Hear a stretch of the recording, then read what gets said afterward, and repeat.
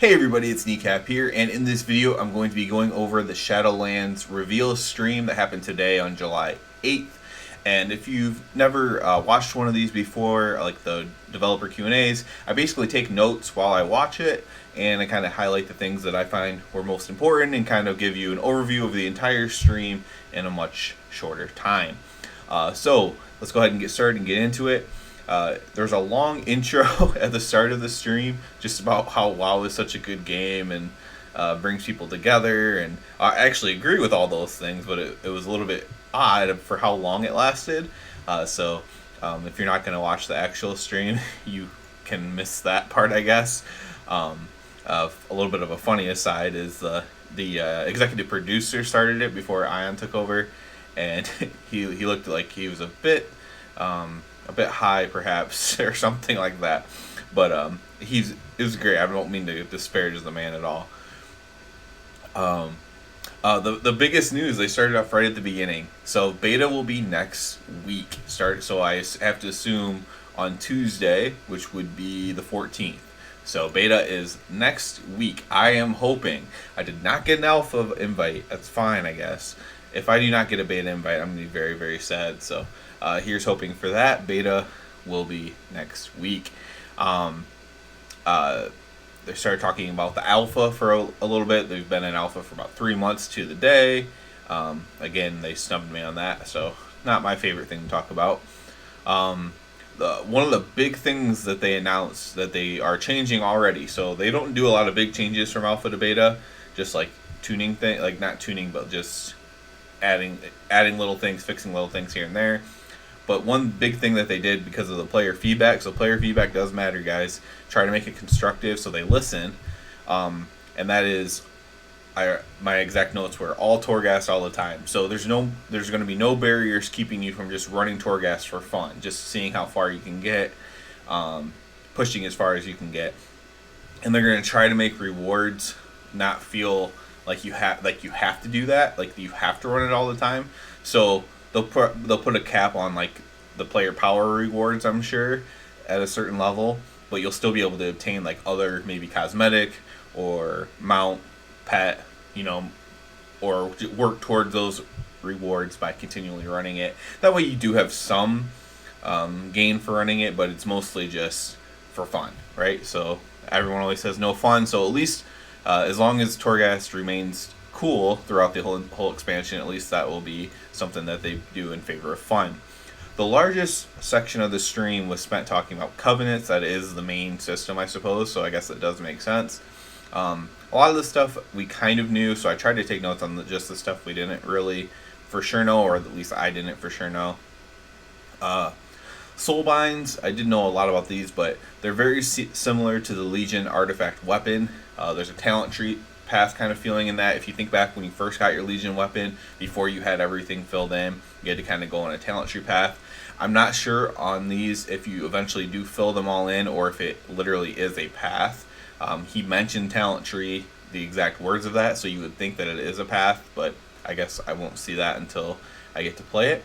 And then there's conduits within these talent tree paths that are similar to your relics in Legion. So you added the relics to your weapons to augment them. It's also kind of similar to essences if you think about your necklace in that way, where you augment your abilities with essences. So the conduits are kind of that system, just remastered. So relics, essences, and those are going to be class and spec specific. And the soulbinds, however, are not specific to a class. It's just going to be very generalized abilities. There's a renown system with your current covenant. So with the covenant you've selected, this is going to be the only version of artifact power that kind of exists in this, where you're going to collect anima. They did make a point to say that it's not artifact power, and I guess I kind of get that. It's not something that you just continually grind. Like, I'm not going to go do every single thing that gives me one anima just so I can get to a certain level. So what I wrote down specifically was that it's kind of like a casual artifact power. So if you hate artifact power, it should be an upgrade for you. If you like artifact power, it may be the same for you, or maybe it won't. Maybe you won't like it because you don't get a benefit by continually grinding it. or at least not a major benefit. Sanctums are going to be your hubs within your covenant. These are similar to class halls, garrisons, etc. It's where all your stuff's going to take place. It's where you're going to spend a lot of your time when you're not actually doing content. They upgraded the mission board. I always like these. I know a lot of people just hate the mission boards. I like it, man. I like being able to get on my phone or something and complete a couple of missions. I haven't done that in a long time, but when I'm really like trying to grind, like in the past, trying to grind artifact power and stuff, sending missions out. But what's cool is about this is it's upgraded. So it's like an old school game, or like kind of like a tabletop game, maybe like Pathfinder or something like that. It's like a mini game within World of Warcraft, kind of. I think it would be cool if they do it right. The first thing that came to mind to compare it to, and it's kind of a niche reference, but if you've played the Grognak the Barbarian Pip-Boy game on Fallout, it looks very similar to that in some ways. So it's just kind of like this really old school game. I could see maybe some younger people not liking it because it's like, this is so stupid, like almost like an Oregon Trail kind of feel to it, right? So it could be cool though. I might like it even if everyone else hates it. Each covenant has its own unique feature. Now this is the only part of the thing where I was not totally sold on it. And it's kind of like mini games. So the mission board is kind of like a mini game. Each covenant has its own unique feature, and they're kind of like mini games as well. So I'll go through all of these, and only one of them sounds appealing to me, but we'll see when they actually take place.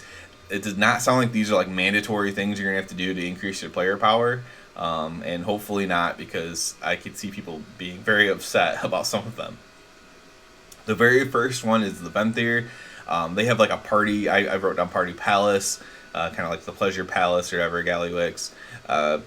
I really did not like this one, but like you set up parties and invite guests and stuff like that. I could see some RP people really loving it for sure. I could see, it honestly, it's has a more traditionally female feel to it, and I don't mean that to disparage any guy who likes it or anybody else, but I'm just talking like the old school talk there, like a traditional female feel to it, and that's definitely not me. So that's why I'm not seeming too into it right now. At least maybe it'll be cool. Maybe I'll like it a lot. I don't know. Kyrian has the Path of Ascension.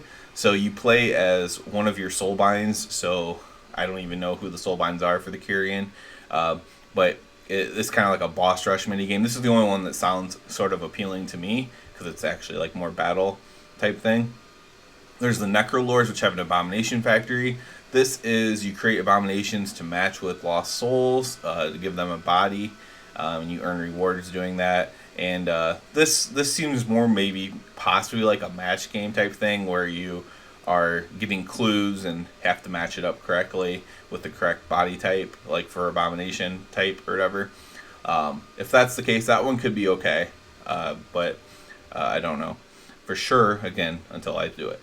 Night Fae is the Queen's Conservatory. It's similar to the farm in Mists of Pandaria. They gave a really good reference there, except for you're going to be growing and nurturing souls instead of crops.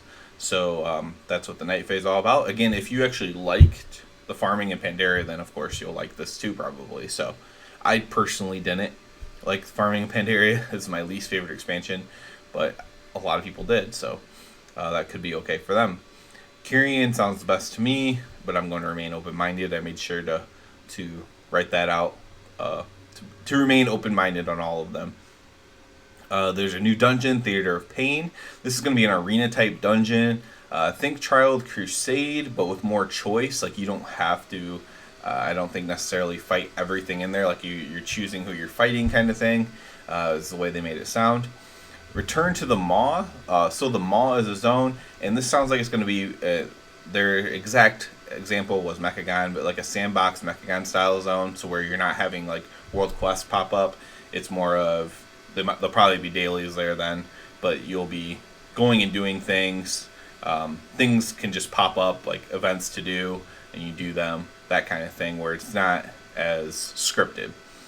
The new raid, the Castle Netheria, This is going to be like a gothic style raid. I'm really interested in seeing that because I think that could look really, really cool, and the gear could potentially look really, really cool there as well. I know the gear sets have already been mined. I just don't remember exactly what the gear from Castle Netheria would be.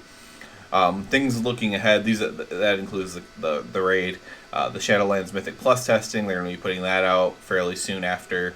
Legendary rune crafting. If you don't know anything about this, they didn't really reveal anything here, but you just craft legendaries based on currency that you earn. And it's similar to Legion Legendary feel, except for you have choice. It's not RNG. They don't drop RNG. You earn the currency. You craft the legendary that you want.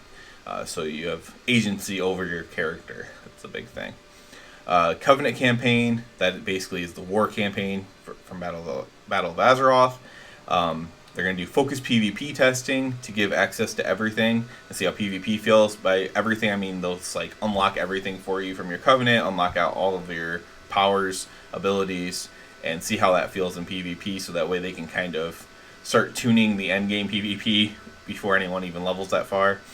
And then the coolest thing was doing character copies from your retail character to play it on the beta, to level it up from 50 to 60 and play it on the beta and see how that feels on an actual character that actually is coming from the previous expansion, previous system. So I'm looking forward to that. Again, hopefully if I have the beta. So that's the biggest thing there. So not a ton of reveals. The biggest thing, of course, being beta next week. They said they are committed to releasing the game in the fall. I thought it was going to be winter. Like a lot of people were saying November. Maybe it's going to be earlier, September, October. I don't know. But it'll be coming out for sure, and perhaps earlier than what we thought. So overall, it was a good stream. It wasn't too long. Had a long intro, like I said, but it was overall a really good stream. I learned a lot. Things I'm most excited for are honestly like the mission board. I'm very excited about Torghast, of course, but things that they revealed, I guess the mission board would be the thing that I'm most excited about, and then the beta, of course. So please subscribe to the channel because that helps me out the most. And other than that, everybody have a good one.